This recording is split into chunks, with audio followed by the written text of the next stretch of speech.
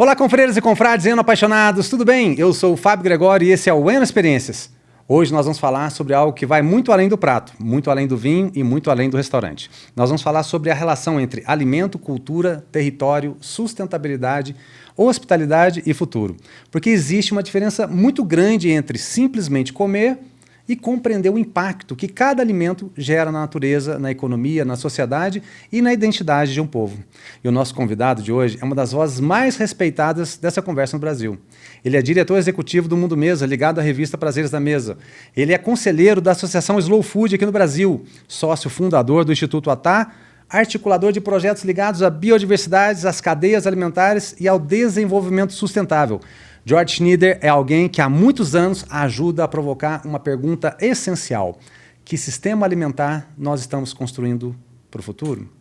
E eu faço questão de registrar uma memória muito especial. Foi o George que, em 2017, na minha posse como presidente da ABRE, Associação de Bares e Restaurantes aqui em Poços de Caldas, foi ele quem disse uma frase que até hoje me acompanha e acabou inspirando os pilares do Eno Experiências. O vinho fortalece a gastronomia fortalece o turismo e o turismo fortalece a economia da cidade. George Schneider, seja muito bem-vindo ao Eno Experiências, meu amigo. É uma honra enorme te receber aqui. Muito obrigado, Fábio. É um prazer e uma honra estar falando contigo. Saudades de você, saudades de Poços de Caldas, saudade dessa região que gastronomicamente é uma das mais ativas hoje do Brasil inteiro, É importante ressaltar isso e nós vamos falar muito sobre isso aqui, espero que nessa próxima hora. Exatamente, meu amigo. E hoje eu quero conduzir essa conversa com bastante objetividade, porque o conteúdo ele é muito rico e, claro, o tempo ele é precioso. Então, nós vamos passar por 4 grandes temas, que é vinho, gastronomia, turismo e economia da cidade, mas, no fundo, todos eles se encontram em uma palavra: propósito. Porque não basta produzir, não basta servir ou vender. É preciso entender o impacto, o valor e a responsabilidade do que está chegando à mesa. E eu quero, então, começar pelo vinho, porque o vinho sempre foi uma grande porta de entrada para as conversas assim mais intensas, mais profundas sobre o território, né? Tem cultura, identidade. George, por que você acha que esse vinho ele tem essa capacidade de abrir repertório? Será que é porque é uma ponte entre o consumidor ou será que tem prazer, cultura, convivência envolvido em tudo isso? Fábio, o vinho, em relação a todo esse mercado, o vinho é um termômetro de maturidade do mercado de gastronômico, né? E do serviço também. Eu acho que a gente tem que entender que o vinho ele representa, ele traduz a cultura do povo. E quanto mais o vinho está inserido dentro dessa cultura, ele é presente no nosso dia a dia. O vinho, ele ajuda a mostrar o grau de sofisticação do repertório e da ambição que um mercado gastronômico pode ter, né? E não existe nenhuma gastronomia madura sem ter uma cultura de serviço, e o vinho evidencia isso, com certeza, né? E o Brasil precisa parar de tratar vinho apenas como um símbolo de status e passar a tratá-lo como uma cultura de mesa.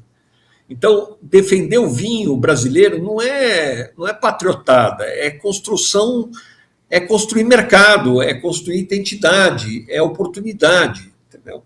A gente, do ponto de vista prático, quer dizer, a gente como o Mundo Mesa, só para você ter uma noção, como é importante o assunto para nós, né? Primeiro, lembrando da figura, como você bem colocou, do Castilho, né?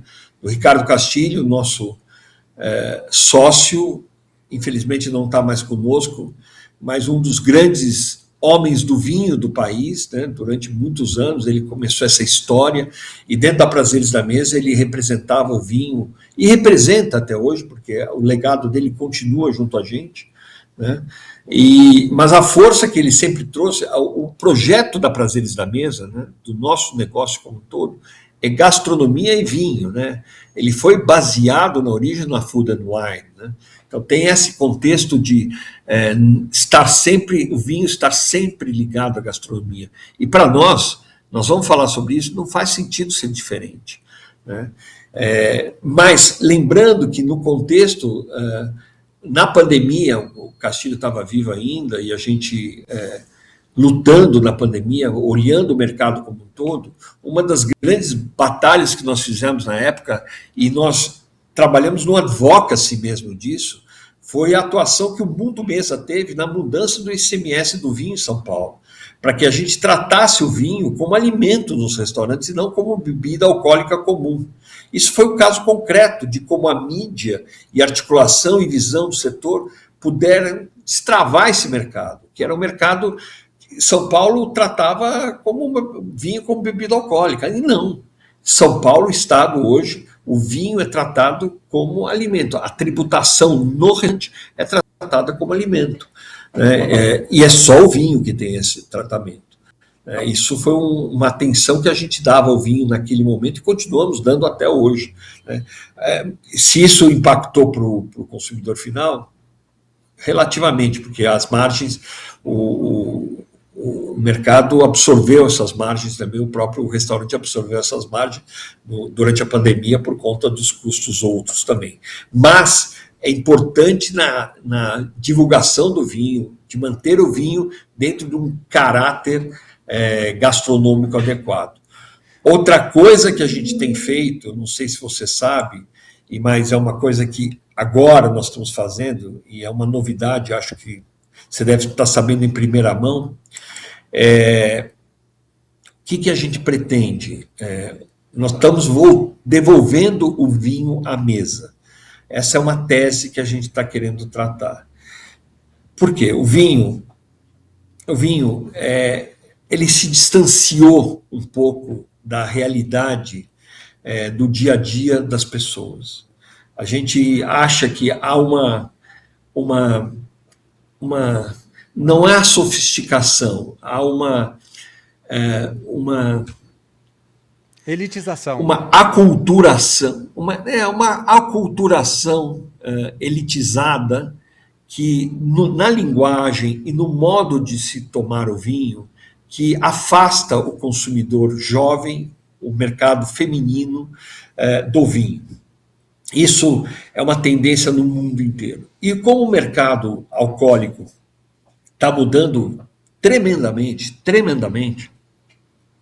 se você não fizer o retorno do vinho à mesa, você está cada vez mais distanciando o vinho do alimento que ele sempre foi e jogando ele para a situação de bebida, né, alcoólica, que ele não é. Ele é uma outra coisa. Ele é o álcool, mas ele é outra coisa. Ele sempre foi alimento. Durante a vida inteira, durante a história do vinho, durante a história da civilização humana, vinho foi alimento. Ele é produção agrícola. É outra visão, é outro contexto, ele está ligado ao terra, ao território, ao terroir. Ele é outra questão. Tá? Então, é importantíssimo a gente entender a diferença de vinho em relação a qualquer outra coisa, a qualquer outra bebida. Então, nesse tocante, a Prazeres da Mesa, nós nos unimos, fizemos uma parceria com o Catador, né, e nós vamos, a partir deste ano, criar uma nova premiação mundial, que se chama IGWA, Vinhos à Mesa, aonde nós vamos tratar o vinho, a pontuação do vinho vai ter duas etapas. Uma primeira pontuação que é de 0 a 100, né, que é a tradicional, porém nós vamos dar uma outra pontuação de 0 a 60, que é um fator, que é o GFI, o Gastronomy Factor Index, que é um fator que vai aliar o vinho ao seu índice gastronômico, como ele se comporta à mesa. Então, isso é uma coisa, é um estudo que já tem há muitos anos na Inglaterra, é uma avaliação que foi estudada há muito tempo, técnica. Nós adaptamos isso para um novo concurso, e esse concurso vai acontecer pela primeira vez no Brasil, em agosto deste ano, a primeira degustação às cegas, né, os rótulos que vão ao Catador e a Prazeres da Mesa vão fazer aqui em São Paulo, E depois a premiação vai acontecer em setembro também em São Paulo, desses primeiros rótulos, que na verdade eles vão passar por uma avaliação normal, técnica, né? Porém a premiação ele tem que ter um nível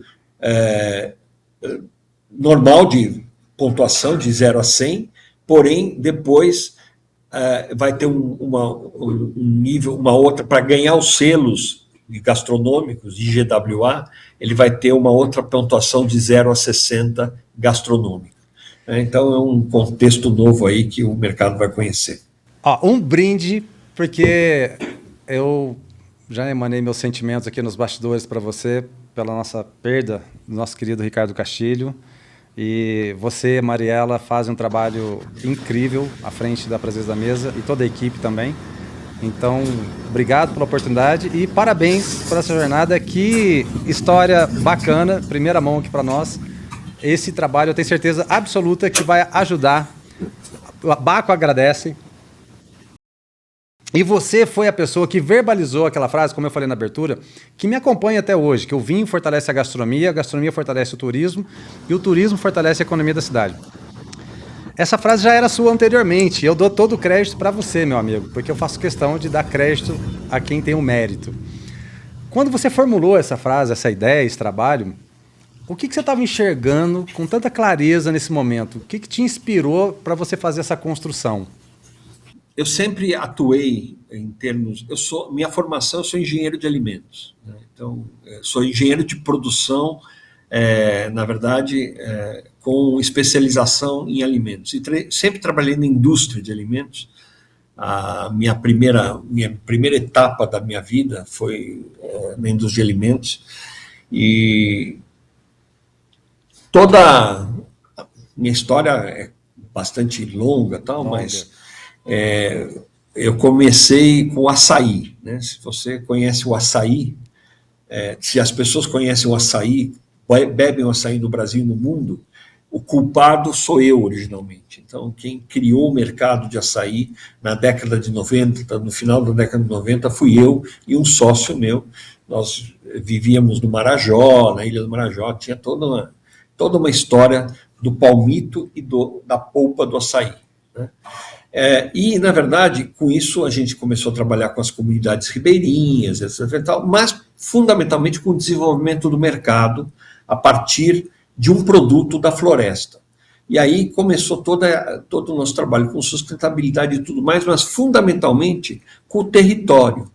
E a gente entendeu que, a partir do território, do produto, um produto de consumo, como o açaí era, como o açaí você consegue preservar a floresta. Foi um caso muito emblemático no país, no mundo. Esse projeto da qual a gente foi pioneiro, e o projeto do açaí hoje, o açaí é o maior guardião da floresta, isso foi reconhecido e é reconhecido. O nosso projeto foi capa da The Economist em 2001, é um projeto muito famoso, How to Save the Rainforest, porque o açaí, ele guarda, ele faz com que o ribeirinho não permita com que as pessoas entrem no meio da floresta para cortar madeira. Então ele passa a dar uma subsistência econômica para as pessoas que estão na beira dos rios, em toda a Amazônia. Isso criou um sistema de proteção florestal muito importante, que mudou o ecossistema do Marajó, do arquipélago do Marajó, isso no começo da virada do século. Isso ganhou prêmios, foi muito importante e tal. A partir desse contexto, depois isso acabou sendo reconhecido, hoje é um processo todo e tal. Isso, quando eu saí desse mundo do açaí e entrei no mundo do conteúdo, né, onde eu estou desde 2003, né, 2001, na verdade, já comecei com a Mariela, quando ela saiu da Abril e fundou a Quatro Capas, que é a editora que deu origem a Prazeres da Mesa. e ela me chamou para poder ajudá-la no sentido de contribuir com a administração da empresa. A nossa ideia era sempre tratar o alimento, como minha origem era essa, era tratar a alimentação sempre com esse foco de perceber que no momento em que a gente conseguia dar visibilidade para o alimento, a gente conseguia desenvolver o território, né? E, obviamente, o vinho, né, dentro do contexto, como eu acabei de falar para vocês, né, talvez uma das maiores manifestações de território que existem, né? Porque a pessoa que trabalha o seu terroir é a identidade do local, né? Identidade é o sabor da terra, né? Representada dentro do alimento, né? Quando você trabalha isso e transforma esse sabor da terra a partir de um alimento, e você consegue provar o sabor da terra a partir do alimento, de fato, você está se vinculando a esse território. Isso é cultura pura, isso é arte cultural pura. Então, essa é a dimensão importante no sentido de você desenvolver um território e, a partir daí, desenvolver turisticamente. Tudo isso acontece no momento em que você tem uma ferramenta que é o turismo, né? A gastronomia, ela trabalha em prol de uma ferramenta, que é o turismo. O turismo é que movimenta toda essa indústria, é a indústria que movimenta tudo isso e faz com que o desenvolvimento aconteça dentro de uma determinada região. E aí, que é o que a frase se completa no momento em que você desenvolve uma cidade, uma região, a partir do momento em que o turismo se desenvolve, né? Porque todos os serviços, todos os contextos, quando as pessoas circulam naquele território em prol de buscar conhecimento, buscar cultura, buscar alimento, buscar gastronomia, ela está desenvolvendo aquele território de uma forma consistente, de uma forma real, de uma forma prática, na verdade, pragmática também. Que é um benefício para. Na verdade, é assim que acontece. Super interessante a história. Eu já conhecia a história do açaí, mas é legal você evidenciar isso. Isso também mostra, assim como o açaí, o que o vinho ele ensina sobre tempo, sobre o cuidado e sobre essa cultura que outros produtos nem sempre conseguem ensinar com essa mesma força, né? Tá vendo, minhas confrades e confrades? O vinho talvez seja uma das formas mais elegantes de entender que valor ele não nasce apenas no produto. O valor ele nasce da história, do território que o George Schneider acabou de falar, e principalmente da consciência que existe por trás dele. E agora eu te convido a pensar nisso. Você consome apenas um rótulo ou percebe o mundo que existe dentro de uma garrafa? Pensa com estratégia, tá bom? A gente vai para um rápido intervalo, daqui a pouquinho a gente volta.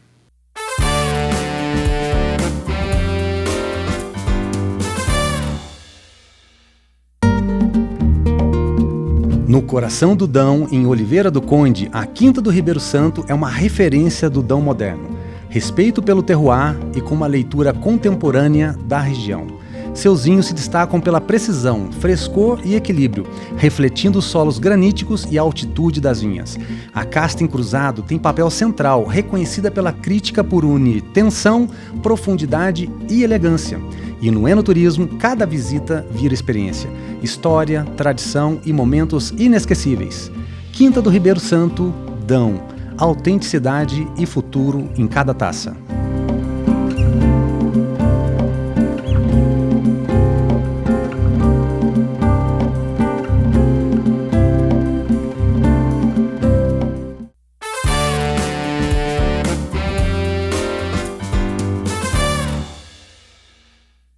E se o vinho abre a sensibilidade, é a gastronomia que organiza essa experiência na vida, porque é a mesa que a cultura, o território, memória e o afeto se encontram de uma forma mais concreta, mais presente. George, agora a gente entra na gastronomia, mas não apenas na gastronomia como técnica ou tendência. Eu quero falar da gastronomia como um sistema, como cultura, como responsabilidade e como possibilidade de transformação social. Você acompanha a gastronomia brasileira há muitos anos. Na sua leitura, qual foi a maior transformação do setor nas últimas décadas? Fábio, primeiro, o que eu acho, eu gostaria aqui só de reiterar um pouco, até para que as pessoas entendam qual um pouco o nosso papel dentro desse contexto, né? Para que uma tese que eu queria tentar colocar, que é o nosso legado enquanto Prazeres na Mesa e Mundo Mesa aqui, que eu posso tirar minhas sandálias da humildade aqui, colocar e dizer que foi ajudar a gastronomia brasileira a sair daquela coisa meio caricatura, meio folclórica, meio... gastronomia brasileira é uma coisa meio... enfim, feijoada, comida baiana, aquela coisa um pouco assim, meio... E colocá-la no centro da conversa nacional, colocá-la como um mote, como um assunto importante. Primeiro, nós nascemos, o Mundo Mesa nasceu como um núcleo de eventos, conteúdo e conexão, e a Prazeres da Mesa dentro desse contexto, e a ideia foi amadurecer a gastronomia brasileira com uma visão holística, quer dizer, que vai da terra ao prato. Então, não era só a questão de mostrar chefes, não era isso. Mas sim, a ideia era conectar produtores, conectar a academia, os professores, o mercado, as políticas públicas e, fundamentalmente, o território, que é isso que a gente está falando. Tá? Então, muitos dos ingredientes, dos saberes, das técnicas, das cadeias de produtos que hoje parecem óbvias, que hoje a gente olha e fala, mas isso parece que teve sempre aí, queijo brasileiro parece que teve sempre aí, né? É um exemplo que a gente pode até falar, queijo paulista, né? Será? Né? Que hoje parecem óbvios, foram trazidas à luz por nós, pelo Mundo Mesa, pela Prazeres da Mesa ao longo dos anos. Né? A gente fala de cerveja artesanal. Não existia. Prazeres da Mesa que, de alguma forma, deu evidência para esse mercado. Não existia. A primeira coluna de cerveja artesanal que houve em algum lugar foi a Prazeres da Mesa. O primeiro lançamento, quem lançou a Eisenbahn no mercado foi a Prazeres da Mesa, para ter uma noção do tempo, de tempos e, né, coisa. Então, o que eu acho que é importante a gente entender, dentro do contexto, é que a transformação da gastronomia, ela foi feita não por pessoas envolvidas e dentro com o sentimento, e a gente teve a sorte de estar no momento correto, com a vontade correta e ter uma mídia na mão. E a mídia que fez a diferença. A mídia é que faz com que a coisa seja acelerada e conseguimos, através da mídia, dar potência e voz para a gastronomia brasileira.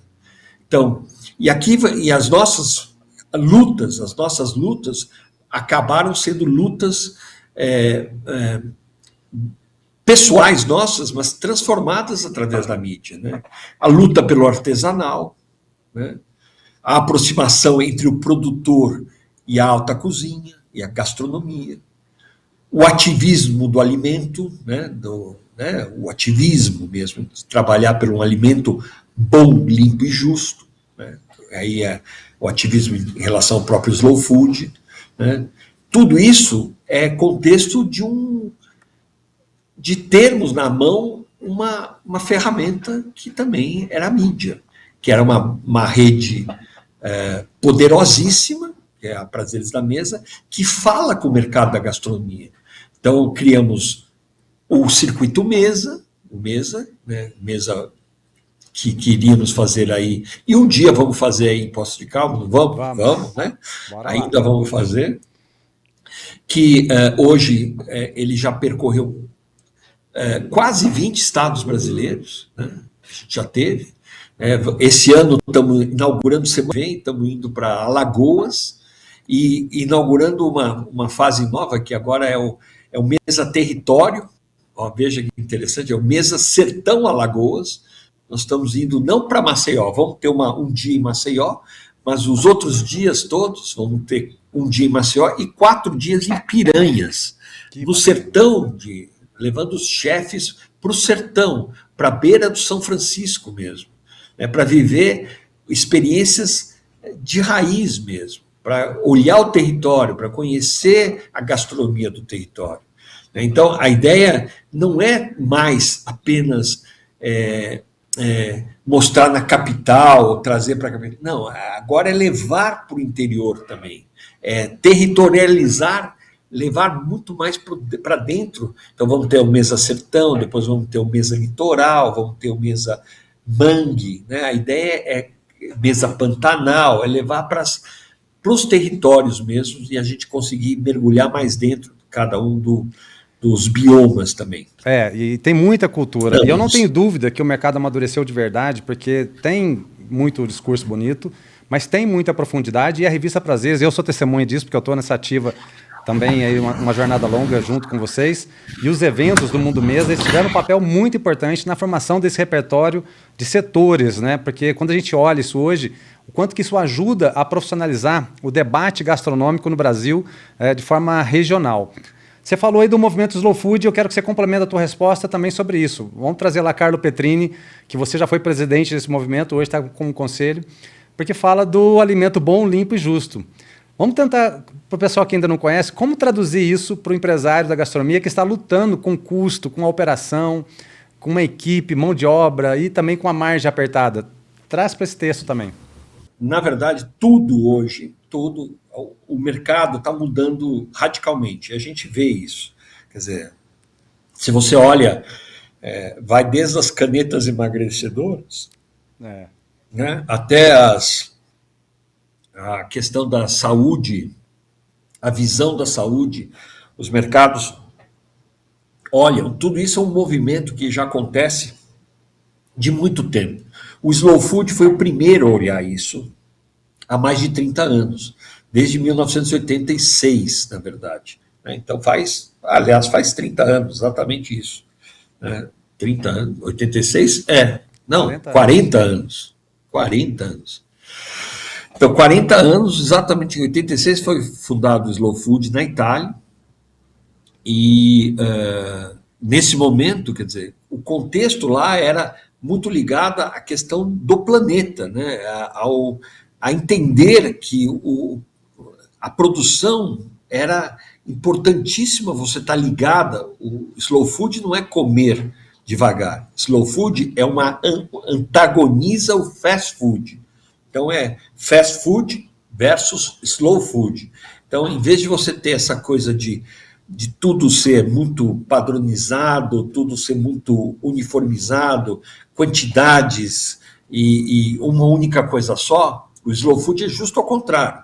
As coisas muito mais dentro de um ritmo normal de vida, diversificado, muito mais sabores, quantidades diferenciadas, enfim, é outra filosofia, é a comida de verdade, na verdade. É uma comida que não é industrializada, é a comida que você faz no dia a dia. É você ter o controle sobre isso na mão. Como que você traz isso para o seu dia a dia? Aonde isso impacta no dia a dia?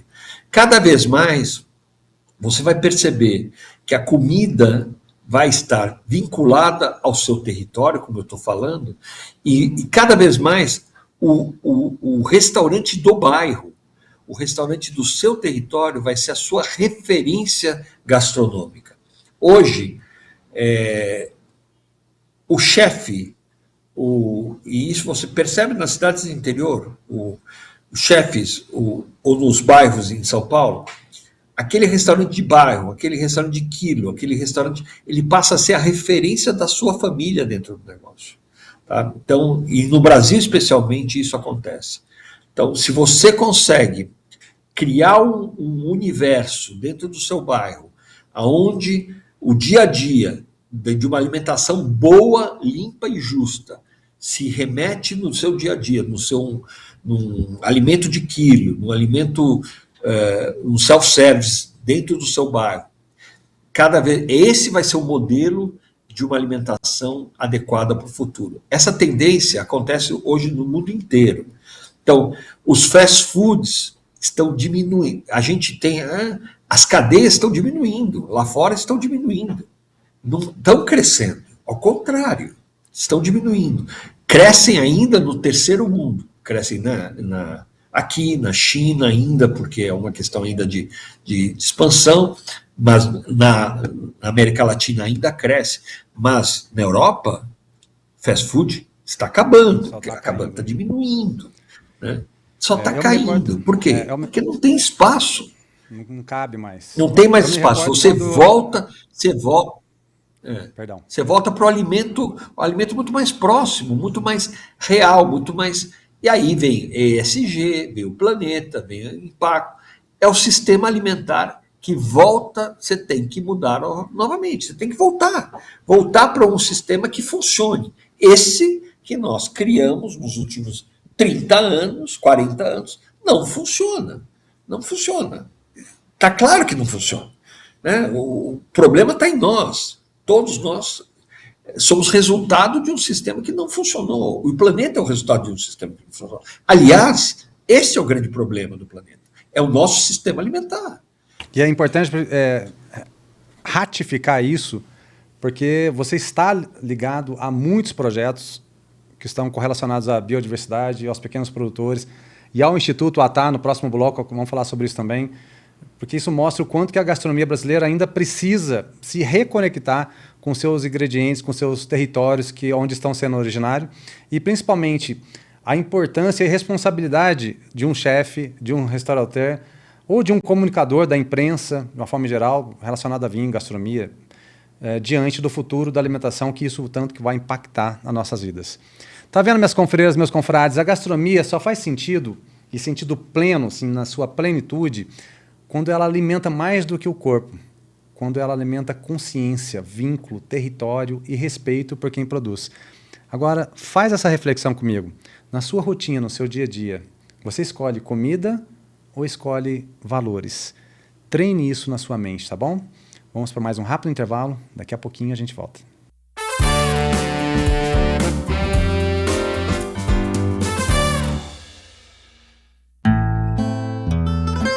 No Douro, em Taboaço, a Quinta das Herédias é um lugar onde a história se mede em séculos. Com raízes ligadas ao Mosteiro de São Pedro das Águias, um marco do legado cisterciense que vigia estas encostas, a propriedade preserva o que tem mais de raro: vinhas velhas com mais de 130 anos, verdadeiros monumentos vivos. Destas vinhas nascem vinhos de concentração e complexidade singulares, e a experiência vai além da taça. A antiga casa da família se prepara para dar origem a um destino charme, onde o silêncio do vale, a paisagem do Douro e a hospitalidade se encontram. Quinta das Herédias, provar o passado e o futuro do Douro numa única experiência.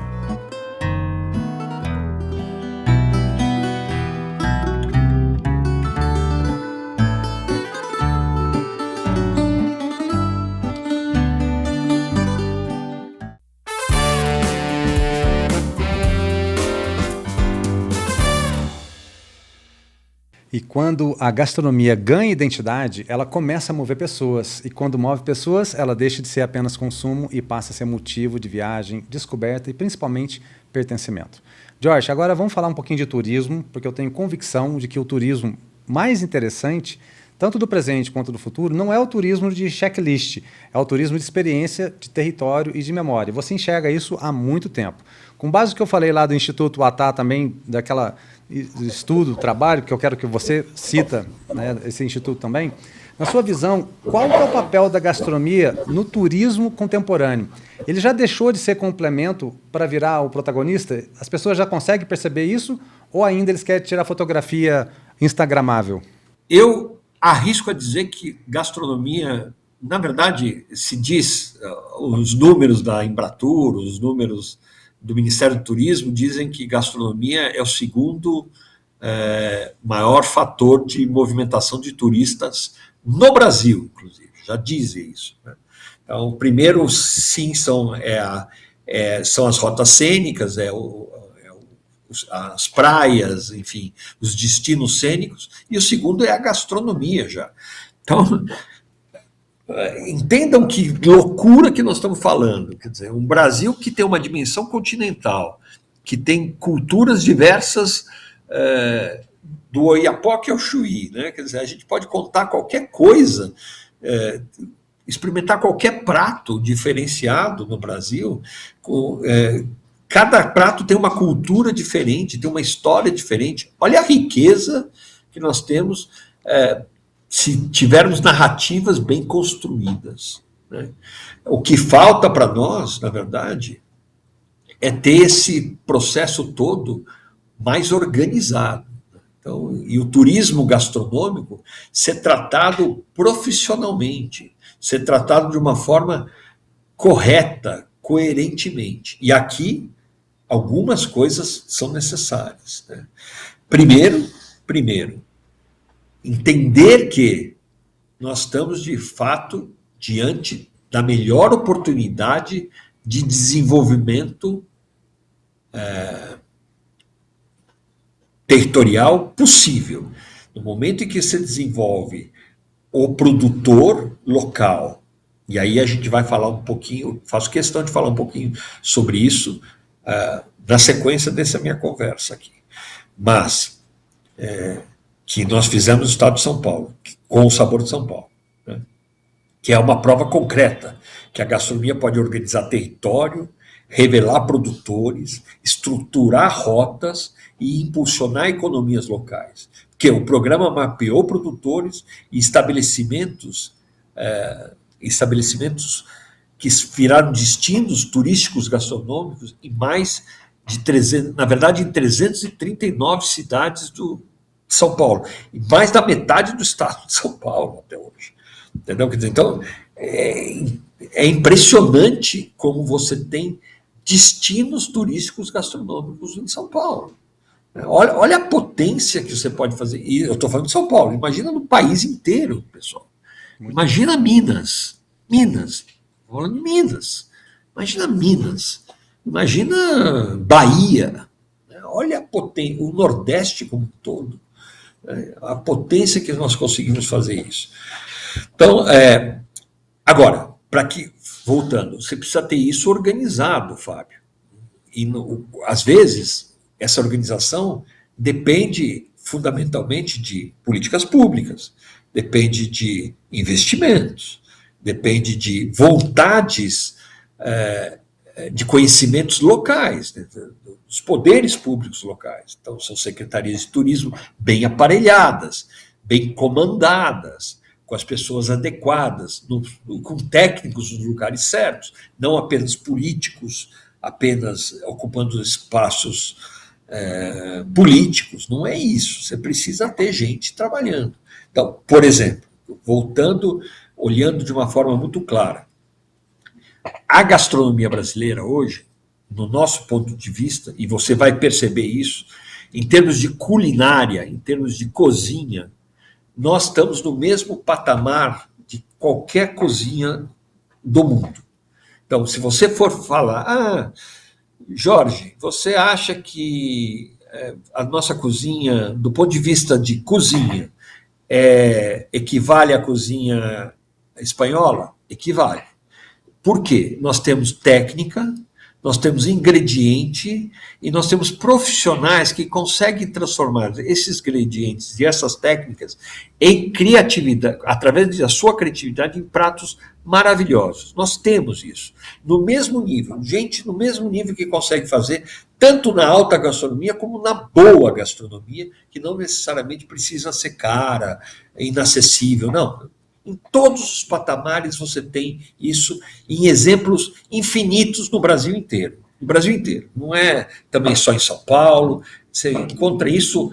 Eu acabei de estar em Campo Grande, em Mato Grosso do Sul, onde nós vamos fazer o mês ao vivo Mato Grosso do Sul. E lá eu encontrei exemplos de gastronomia fantásticos. Em Goiás, nós temos lá o Ian Baioc, que é um dos maiores chefes brasileiros, né, fazendo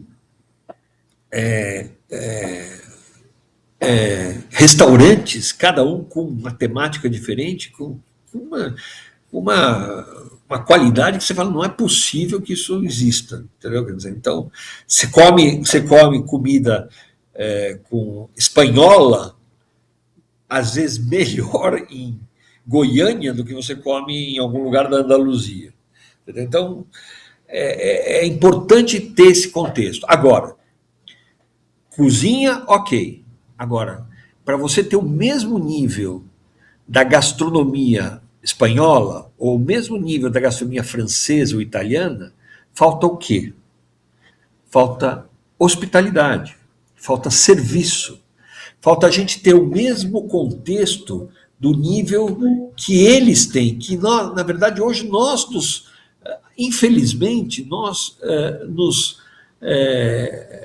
espelhamos naquilo que vem de fora e não naquilo que nós temos. Então, há prazeres da mesa, e nós, Mundo Mesa, você vai ver, Fábio, cada vez mais, e é o movimento que nós vamos causar, estamos causando já, é fortalecer a hospitalidade à brasileira, um DNA de hospitalidade à brasileira. Porque para o turismo gastronômico alcançar um patamar que seja de primeiríssimo mundo, nós precisamos saber receber como primeiro mundo. Hoje, o brasileiro já é reconhecido como um povo hospitaleiro incrível. Então, a gente tem sorriso, a gente tem aquela malemolência de saber receber, de dar um jeitinho, mas isso não tem um protocolo, isso não tem profissionalismo, isso não tem uma estruturação. Então, a hospitalidade japonesa, por exemplo, o japonês tem culinária, mas tem hospitalidade também. Ele sabe, ele tem um protocolo de recebimento, tem um protocolo de atendimento, né? O mexicano, ele tem gastronomia, mas ele tem um protocolo também de recebimento. Ele te serve sempre um mezcalzinho ou uma tequila na entrada, ele tem sempre uma conversa, tem sempre uma entradinha para se servir, sempre alguma coisa para te dizer na saída.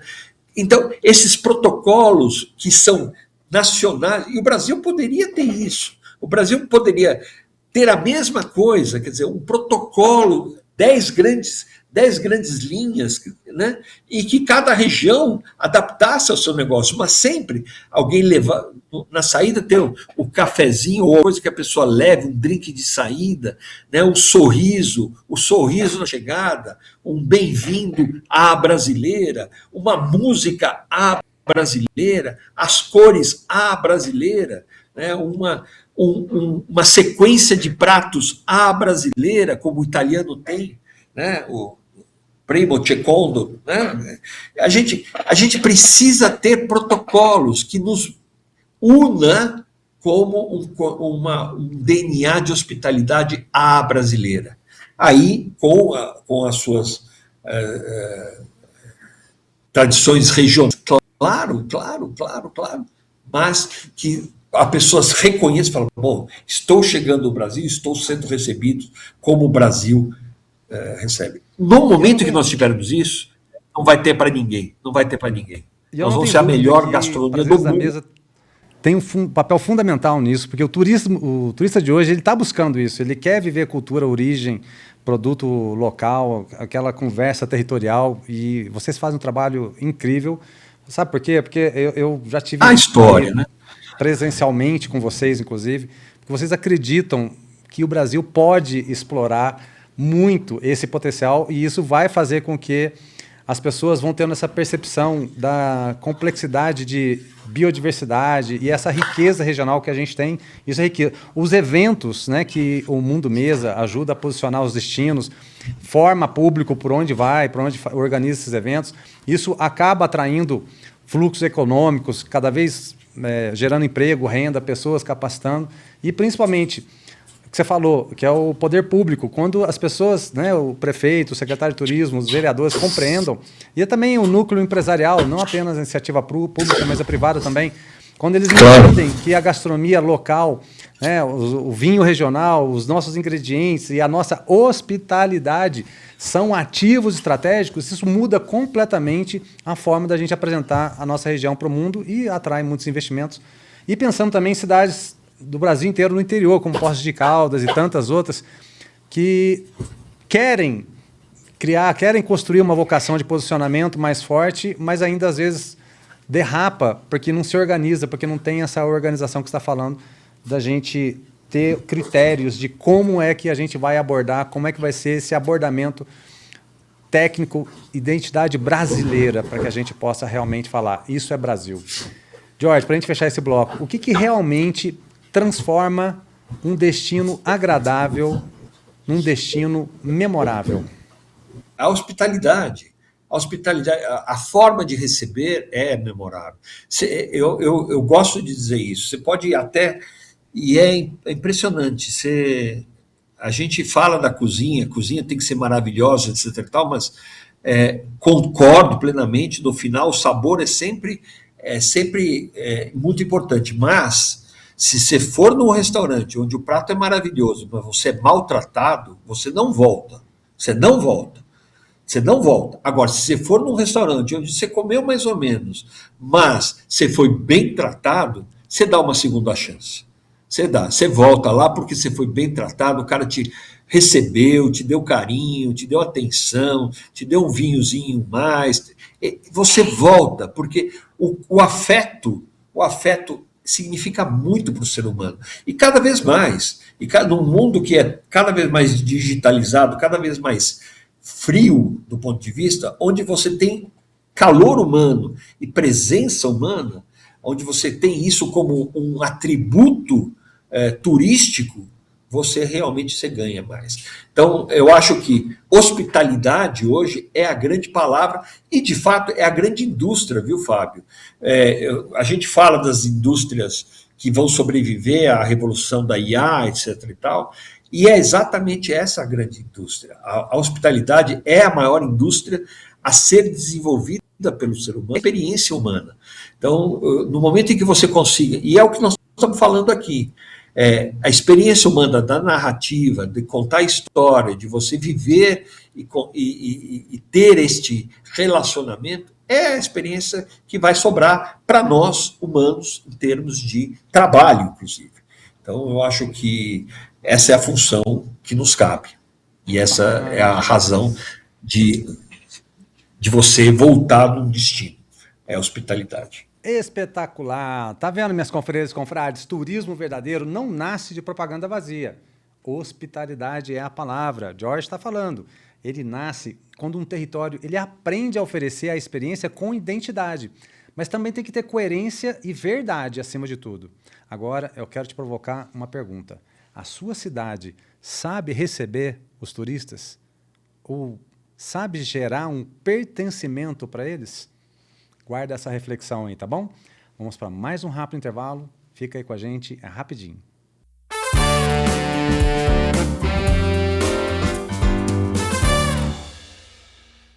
Na Santa Pizza, tudo começa com massa fresca, forno quente e capricho em cada detalhe.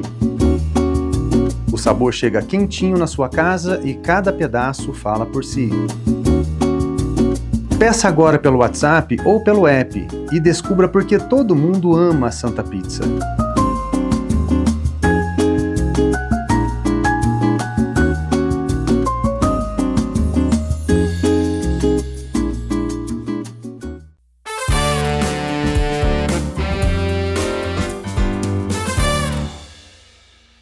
E quando vinho, gastronomia e turismo se organizam com visão, o resultado aparece na economia. E economia aqui não é só faturamento, é cadeia de valor, é oportunidade, é trabalho e principalmente é um futuro compartilhado. É o que a gente vai deixar para as próximas gerações. Jorge, esse bloco ele fecha então o nosso ciclo, que eu vou ter que te convidar para voltar mais, porque a gente tem muito assunto para a gente falar. Já vou aqui deixar o convite já para a gente pegar a agenda e sair bloqueando. Porque tudo que a gente falou até aqui só revela, assim, minimamente do que a gente falou, o tamanho real quando isso se transforma em desenvolvimento concreto, né, de economia para todo mundo. E eu sei que essa é uma das áreas em que você mais está insistindo, que é a necessidade de rever o sistema alimentar, encurtar essas cadeias, valorizar os territórios cada vez mais, entender o que de fato está sendo entregue ali e, principalmente, construir um modelo mais sustentável, principalmente economicamente, porque tem que ser viável, né? Então, quando você fala de um novo sistema alimentar, vamos explicar para o pessoal lá de casa sobre o que a gente está falando exatamente em termos econômicos. Esse modelo atual está baseado em larga escala, padronização excessiva, tem longas redes, né? Isso tudo está esgotado. E mostra sinais claros assim que na nova geração, quem ficar insistindo tende ao fracasso. Eu não desejo fracasso para ninguém, mas os números vão retratando isso. Você defende essas cadeias curtas, essa produção local, do fortalecimento dos territórios, que é uma pausa romântica, beleza, mas é estratégica e economicamente falando, ela é inteligente para o futuro. Como é que a gastronomia local e a hospitalidade ela pode gerar essa riqueza sem destruir o ambiente e sem expulsar os pequenos players desse grande jogo? Então, Fábio, aqui eu acho que nós temos a nossa maior vitória, na verdade, e a nossa maior oportunidade, na verdade, de você mostrar a capacidade do que a gastronomia pode fazer em termos de futuro. Nós estávamos falando no bloco anterior a respeito do IA, da IA, e estávamos falando da questão da hospitalidade e da questão... A gastronomia é outro campo onde o ser humano vai continuar trabalhando ativamente. Hoje, eu comentei que eu ia comentar sobre esse assunto. Nós fizemos uma revolução no estado de São Paulo. E quando eu falo isso, eu faço questão de dizer isso. Em 4 anos atrás, 3 para 4 anos atrás, não era permitido comercializar queijos paulistas no estado de São Paulo.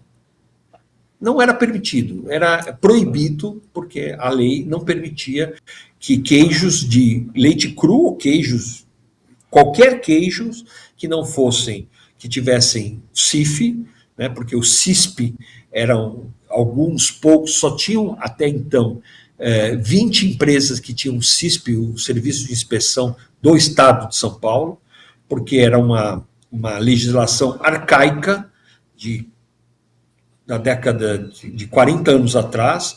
Tinha uma lei que estava ficou engavetada durante 20 anos, que era para ser renovada em 20 anos, foi engavetada pela grande indústria de laticínios, porque não interessava. O mercado de São Paulo representa 65% do mercado de queijos do país. Então, as grandes indústrias que estavam no estado de São Paulo diziam que elas recolhiam 300 milhões de ICMS ano e não conseguiam. Olha onde nós estamos chegando. 300, então, recolhiam 300, então essa lei era para ficar presa lá dentro da Secretaria de Agricultura.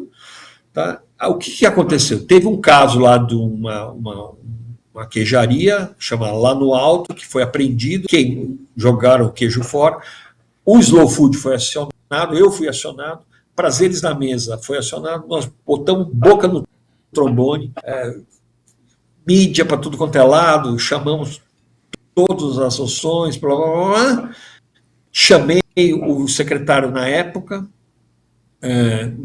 marcamos uma reunião em 48 horas, 72 horas o secretário nos recebeu, levei Bela Gil, Bel Coelho, todo mundo para essa mesa de negócio, falei, olha, vai mudar ou não vai mudar?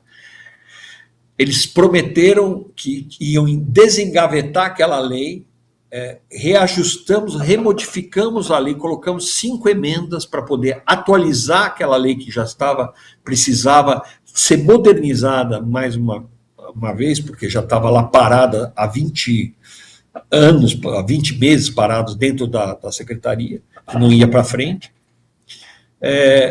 Fomos na Assembleia, demos uma emenda para cada partido, para que todo mundo pudesse participar. e levamos essa lei para ser assinada no palco do Mesa Tendências em 2022. Foi assinada no palco. Então, aí o governador foi no palco, com secretários, etc. e tal, com todos os deputados, com todos os chefes, Flotro Agro, Bela Gil, blá, blá, blá, todo mundo lá no palco, assinando a lei. A partir dessa lei, os outros governos que vieram depois fizeram as normatizações e regularizações da lei e mudaram a fiscalização do Estado. Hoje, o Estado de São Paulo tem 300 empresas, em 300 empresas registradas no CISP. Durante 20 anos, teve 20 empresas. Hoje, depois de 2 anos, 2022 para 2026, 25, 26 agora, tem 300 empresas, 300. E a fiscalização hoje é uma fiscalização amiga do produtor. É um outro conceito. Tem charcutaria, tem tudo. O que aconteceu? Tudo isso para dizer, nós mantivemos o homem no campo. E mais do que isso, não é que mantivemos o homem no campo. As pessoas que eram clandestinas vieram à tona para o mercado. A arrecadação, que era de 300 milhões, aquela arrecadação da empresa, continua, dos laticínios. E a arrecadação dos clandestinos roubou mais 300 milhões. Nós temos 600 milhões de arrecadação hoje do mercado. Olha, e isso a gente tinha explicado para o governo. Se você mostra, o clandestino não arrecadava, o legalizado arrecada. Entendeu? Olha que loucura, a maluquice que era. O governo, na hora que percebeu isso, mudou a lei por conta disso, na verdade, por causa da arrecadação. E mais do que isso, o que aconteceu? A juventude, os jovens, em vez de irem para a cidade, estão voltando para o campo, porque agora tem um sentido estar no campo. Tem um sentido, hoje, fazer queijo, hoje, fazer charcutaria, é a coisa mais moderna que tem, é a coisa mais legal que tem. Na gastronomia, é a coisa mais bacana que tem, estar no campo fazendo isso, entendeu? Quer dizer, produzindo o seu gado, produzindo o seu porquinho, produzindo o seu cordeiro, fazendo lá. É isso, isto está revolucionando o interior do estado de São Paulo, né? E fazendo com que as pessoas, valorizando o território, promovendo uma pequena reforma agrária, no sentido de que aquela terra que era ou para grande indústria, para laranja ou para cana, etc., acaba sendo revertida para pequenas produções familiares, mantendo o jovem no campo, valorizando a terra e dando valor agregado ao produto e melhorando a renda da família. Então, turma, e dando mão de obra, e dando emprego. É isso. Isso aconteceu, e eu estou falando, criamos 300 empresas novas, que não existiam, que eram clandestinas. Então, não faz o mínimo sentido. Um adendo no que você está falando, e eu quero fazer um isso é exemplo de uma mudança dentro de uma lei, e a partir daí de um desejo público de mudança. E você consegue revolucionar uma história, mudar uma história, de fato. Isso, São Paulo e essa região onde você está, vai virar Toscana brasileira. É Toscana. É isso que eu quero falar para você. Eu sou daqui, nascido e criado em Poços de Caldas, mas tive a oportunidade de morar em São Paulo mais de 20 anos aí, participando dos eventos Prazeres da Mesa. E esse é o convite. De novo, voltar a Poços de Caldas, vem ficar aqui em casa, agora aqui gravado, por favor, você, Mariela, traz o Netinho também, vem passear por aqui. Netinha. A Netinha. Vamos... Esse é um assunto muito polêmico, porque o Brasil, todos os estados, é uma potência em biodiversidade, em agrodiversidade, em sociodiversidade. Porque a gente percebe que existe potencial de transformação para tudo e muito pouco está acontecendo, de fato, que pode impactar diretamente em valor econômico qualificado ali para a região, para o município, para os empresários. Então, pensando no futuro, por exemplo, a cachaça aqui no Brasil é considerada como alimento, o vinho não. E aí ainda tem substituição tributária aqui em Minas, São Paulo não tem. E a gente está em ano de eleição, que a gente precisa discutir isso, levar isso para a Assembleia Legislativa do Estado de Minas Gerais, tem que ter essa força, tem que ter esse movimento. Sul de Minas é maior que Portugal, Minas é maior que a França, territorialmente falando. Então, assim, existe um movimento muito grande aqui no sul de Minas. Minas ganhou um concurso mundial agora, um dos melhores destinos mundiais para fazer turismo pela gastronomia. Então, eu acho que isso dá para a gente fazer esse movimento, porque a gente consegue, sim, construir uma identidade com confiança e valor percebido, porque tem muitos profissionais fazendo. Esse queijo, por exemplo, que eu estou experimentando aqui, é um queijo da Lagoa, uma cidadezinha de 4 mil habitantes, que ficou lá entre os 10 melhores queijos. Maravilhoso. Espetacular. Maravilhoso. E aí, as pessoas ainda não conseguem entender ainda o quanto que alimento, território e desenvolvimento anda junto. Então, para a gente fechar esse bloco, como que a gente pode abrir a mentalidade dos governos estaduais, principalmente, como o exemplo que os eventos da Prazeres da Mesa faz? Pega, por exemplo, o trabalho do Alex Atala, né, da Formiga e outros, para a gente evidenciar o quanto que isso é importante para as pessoas, economicamente falando, prosperarem na sua vida. É dando visibilidade. E a visibilidade se dá, um pouco o trabalho, é o que a gente faz. Né? A gente tem a Prazeres da Mesa, é a nossa mídia do Mundo Mesa, mas os eventos e essa discussão que a gente está tendo aqui, graças à possibilidade de você nos abrir esse canal, mas muito mais, se a gente consegue fazer um fórum, uma mesa ao vivo, né, Minas Gerais, sul de Minas Gerais, a gente pode fazer no território, de fato, e discutir, trazer essa discussão para o âmbito local, trazer os atores importantes para esse âmbito, fazer essa discussão em loco também, é super importante. E aí sim, chamar as autoridades, chamar o poder público, chamar as lideranças empresariais locais para poder discutir num fórum adequado e entender. Agora, precisa de compromisso das pessoas, entendeu? Precisa que as pessoas tenham realmente compromisso com o quê? Com o território, e não com a sua própria... Não com sua própria casa, com o território onde a sua casa está. Essa que é a tese. Né? A pessoa tem que ter esse compromisso e fazer com que esse compromisso valha. Né? Aí, a partir daí, funciona. Aí funciona. A pessoa tem compromisso com o território? Perfeitamente. Então, a partir daí, dá para fazer. Isso é importante. Então, eu acho que tem que buscar deputados estaduais que tenham esse comprometimento, tá?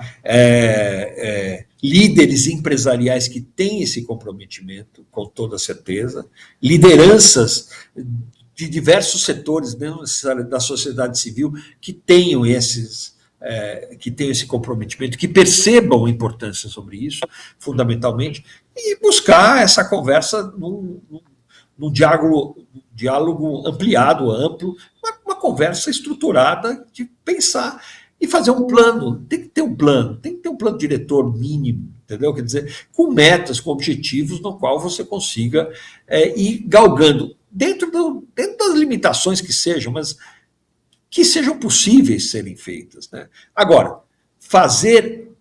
o Mesa, ele se propõe a isso. Hoje a gente fez isso em vários estados, e é o que acontece, na verdade, é quando a gente consegue modificar os estados. A Bahia, sinceramente, é um dos exemplos mais claros que a gente tem. Eu acho, a gente está há 10 anos fazendo trabalho na Bahia, nós mudamos o cenário da Bahia. Bahia não tinha projeção gastronômica brasileira. Hoje ela tem projeção gastronômica mundial. Hoje o melhor restaurante do Brasil fica na Bahia.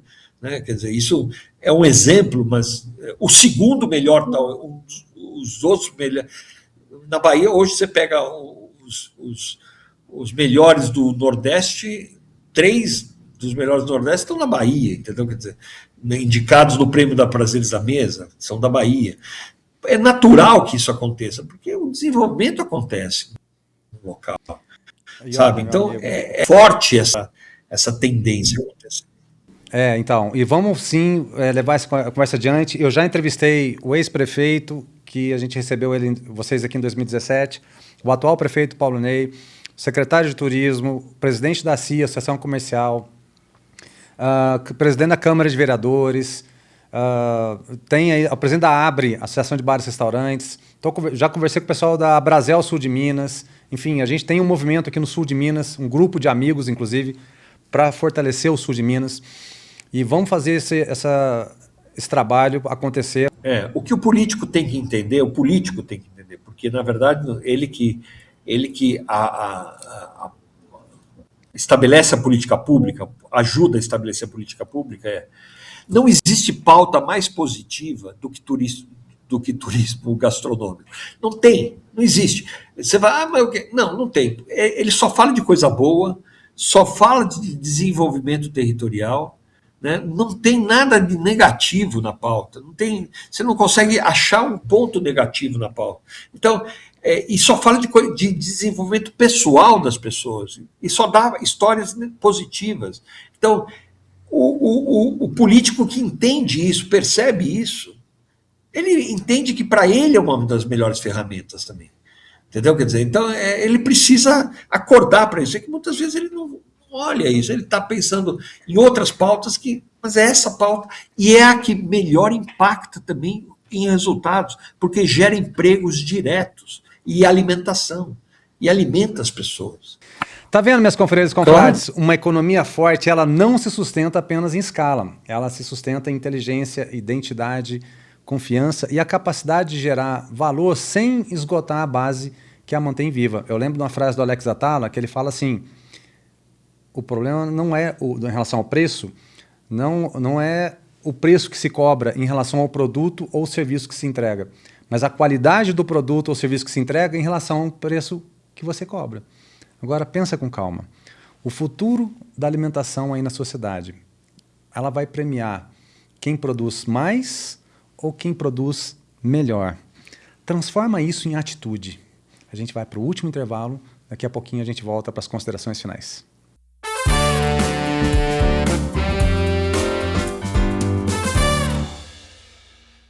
A Queijaria Queijo Sou vai muito além da venda de queijos. Aqui, cada peça carrega história, técnica e paixão. É um verdadeiro trabalho de curadoria, onde se transforma queijos frescos em joias maturadas, com alma e identidade mineira. Vem para Poços de Caldas e conheça a Queijaria Queijo Sou. Um autêntico sabor mineiro, direto da fonte.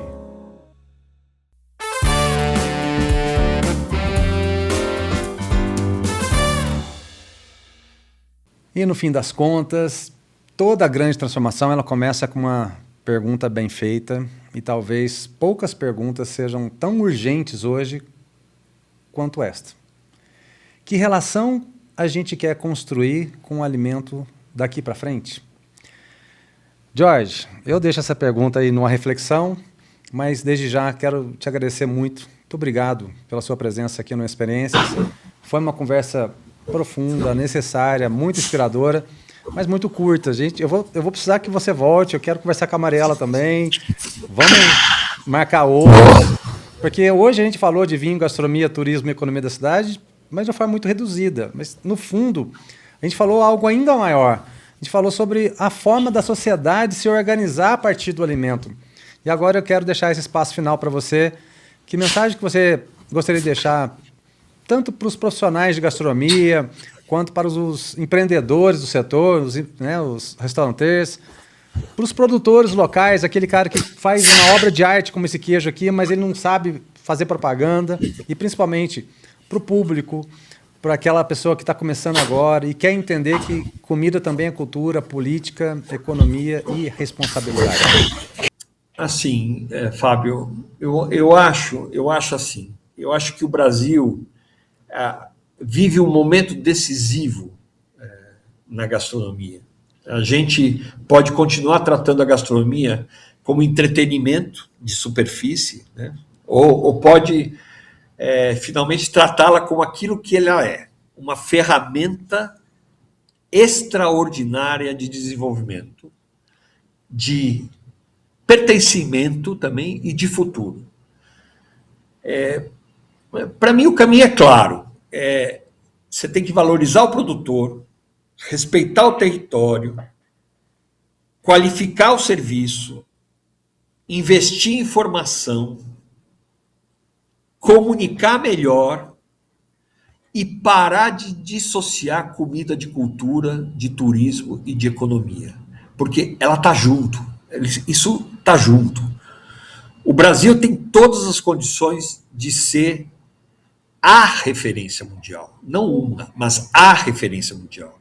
Não é o Peru, é o Brasil, entendeu? Não é a França, é o Brasil. Mas isso, a gente é o maior produtor de alimentos, meu Deus do céu. É inacreditável, né? Mas isso não vai acontecer por marketing vazio. A gente tem que ter conteúdo. Vai acontecer quando a gente entender que o sabor do Brasil, do país, começa muito antes do prato e continua muito depois da refeição. Eu acho que essa é uma cadeia, é uma cadeia. É isso.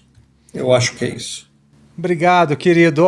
Minha porta da minha casa está aberta. Venha para Poços de Caldas, faço questão de receber. Vamos andar por aqui um pouquinho, ver que coisas boas que a gente tem para receber.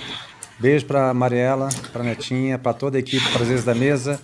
E um salve para esse belo trabalho de toda a equipe, de toda essa história, esse legado que vocês revolucionaram a gastronomia, a Bíblia da gastronomia brasileira, que vai colocar o Brasil no topo do mundo da gastronomia mundial. Obrigado, viu, irmão? Obrigado, Fábio. Vamos estar aí logo juntos também. Obrigado a todos que nos ouviram. Tá vendo, minhas confrades e confrades, eno-apaixonados? Que episódio importante. Hoje nós falamos sobre vinho, gastronomia, turismo e economia criativa, mas com um convidado que há muitos anos ele ajuda a pensar o alimento como ferramenta de transformação social, cultural e econômica. E se esse conteúdo fez sentido para você, curta, compartilha e se inscreva no nosso canal. Siga também o Uma Experiência nas redes sociais e lembre-se sempre, hein? Viver é brindar com alma. Até o próximo episódio, pessoal.